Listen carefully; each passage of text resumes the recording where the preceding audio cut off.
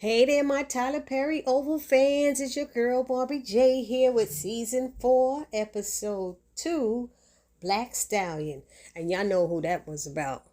That was about Bobby. Because Donald said to Lily, "Oh, Donald the Stallion." But he wanted to say the Black Stallion. That's what he was. Anyway, we had another silly episode. It was just crazy. A lot of repeating of the same lines. You know how he goes with the Oval. Their lines don't really be lining up. They repeat too much stuff. It was going on and on. But I did watch it 2 times just to see what I thought I saw and just give y'all this recap review. So I'm going to put in my 2 cents as we go along. So let's get started. Now, for some reason, these 2 guys, they do not believe what Richard told them. The 2 guys who got the body when he came in there in the room and saw Jason there.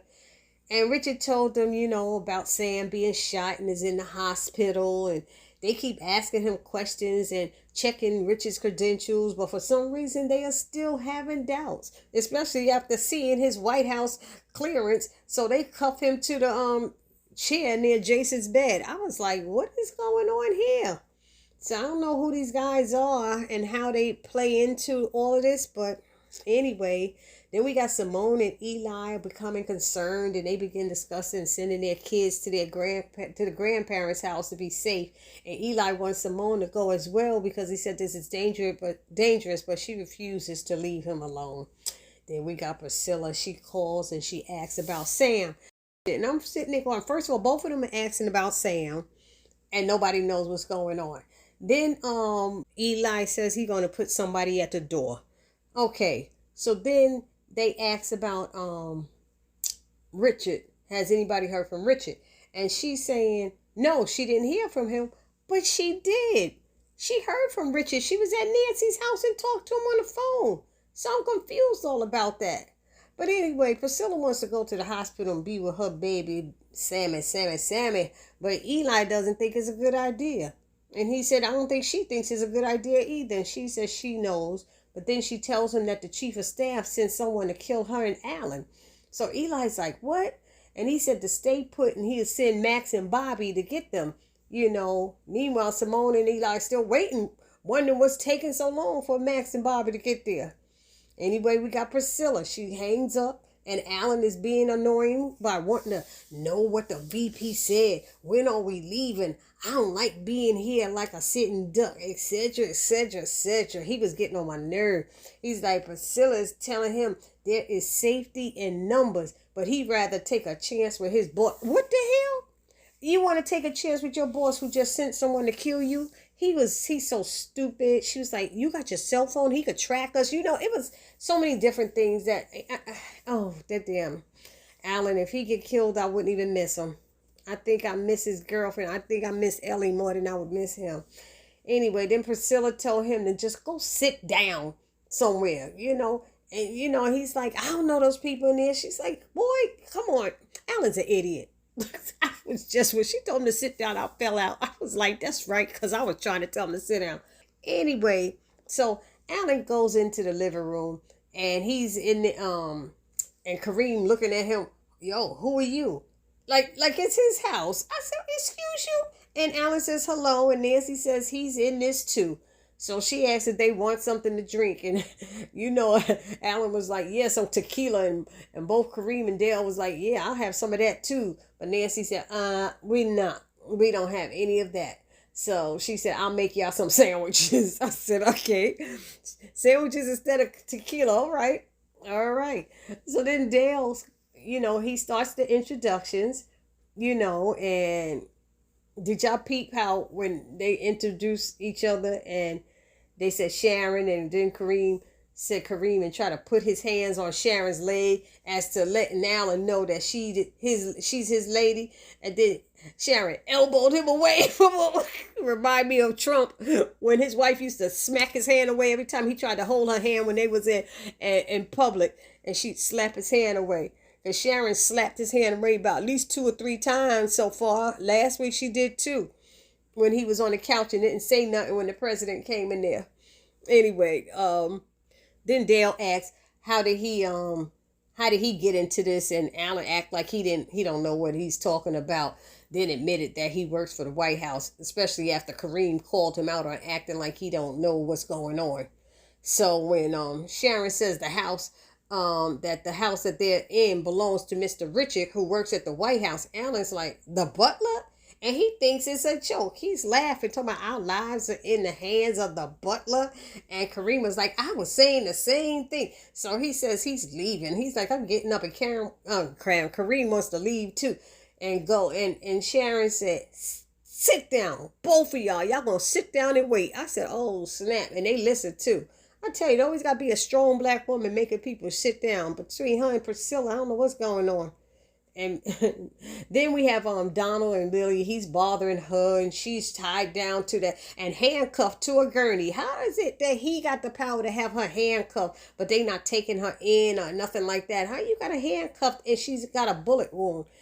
And what is that? His living room or his foyer? I don't know. But she wants him to let her go, and he's upset because she tried to leave him, and he wants her to call Bobby to come there. And she's saying she doesn't have Bobby's number, but Donald's like, yes, you do. And he sticks his finger into the gunshot wound, causing her much pain because she did not give her, they didn't give her any painkillers, if y'all remember last week. So she's like in a lot of pain, and he's laughing, thinking it's funny.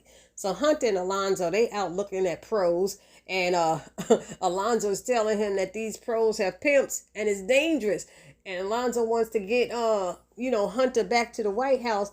And then Alonzo said that he can get him, get Hunter someone who is like more upscale. But Hunter refuses to listen to him. I swear, he called a pro over to the car, and they decide they talk and they make some kind of deal after she kept saying he looked like the president. And he said, he's the president's double. I said, oh, God, he's his body double. Anyhow, God, Hunter gets on my nerve. Anyhow, she said it's $50 if she goes down on him and $100 if they go all the way. I was like, damn, she cheap. She sounds cheap to me.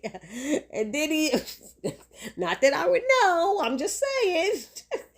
So then he shows the pro a lot of cash, and she's down for getting it on, and they climb into the back seat of Alonzo's car with Hunter, and then she tells Alonzo to drive while she riding on Hunter's stick shift. Let me stop. In Alonzo's family car. I'm like, damn, he ain't got no respect for Alonzo.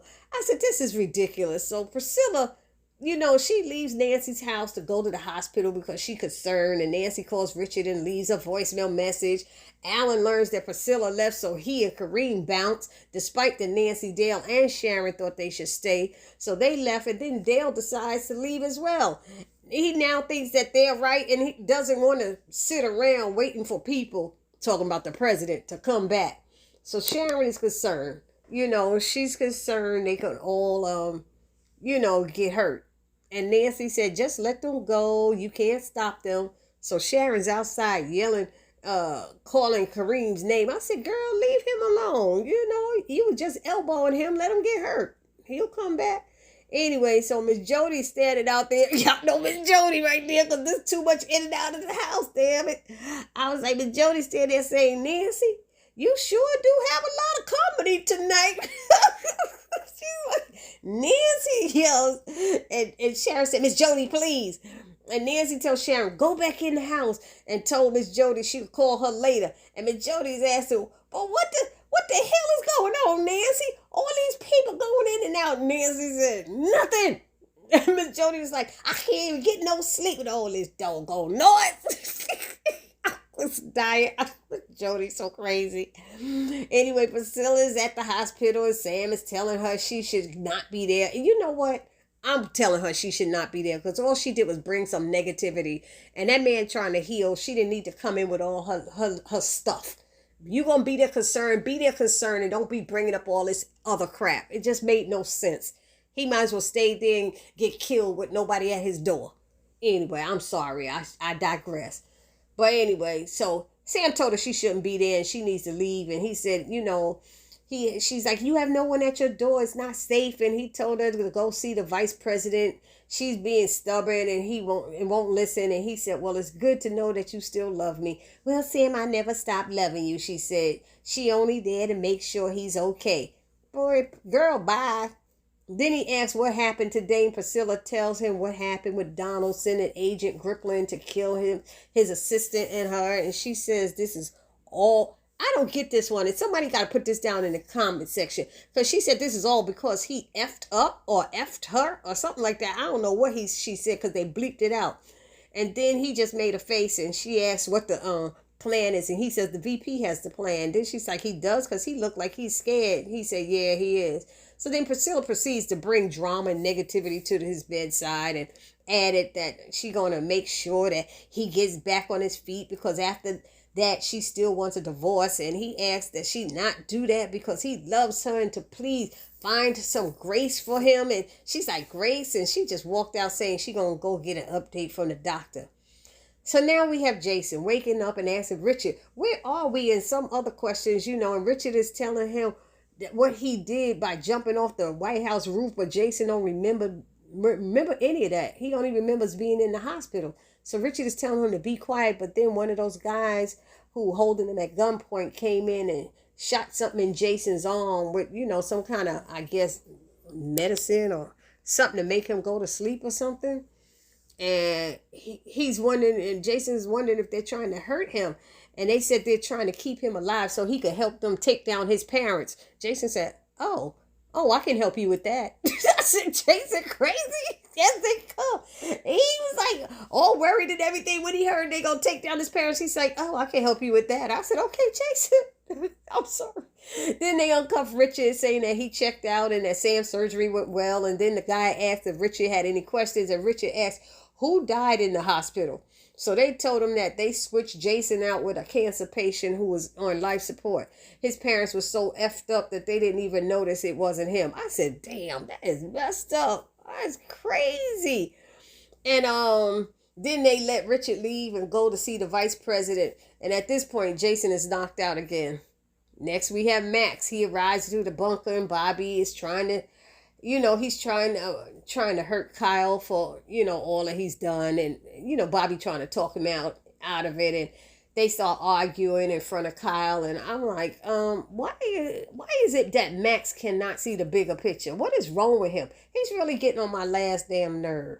Anyway, Bobby's asking Max, can he control himself if he allowed Max to take the lead on torturing Kyle because Kyle is refusing to talk. So they start arguing again. And then Max tells him, you need to stop thinking about me and think about Lily. And then Bobby asks, what's going on with Lily? And Max tells him that she left. And Bobby's like, what?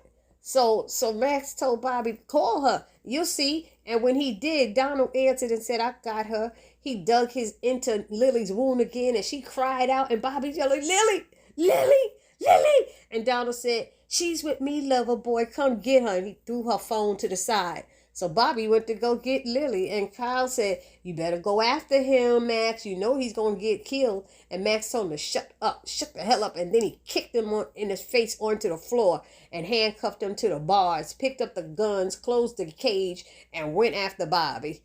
And then Richard gets home and learns that everyone left except Sharon and that Barry is upstairs sleeping. They went into the living room. And then it ended with Alonzo, Hunter and the pro in a motel room, and Hunter is telling her to get undressed, and she said, maybe I want to undress you. And Alonzo is real fidgety, and she's asking what's wrong with him, and Hunter's telling him to relax. Meanwhile, he asks, why is she doing this? And, Hunter's asking the pro, why is she doing this? She could be so much more. He can help her get out of this life. Then he starts offering the pro a car and a house and a business for doing this on a permanent basis. So when she wouldn't get undressed, Alonzo realized that something was up. He ran over to her and pulled a wire out of her bosom area and then yelled, she's an informant. She's an informant. We got to get out of here. And at that moment, they rushed to the door, opened the door, and 2 police officers are standing there with a gun talking about freeze. And that's how it went down, y'all. So that's my recap and my 2 cents about this episode. It was y'all let me know what y'all thought down in the comment section. It's your girl Barbie J saying, don't forget to subscribe to my channel. Peace.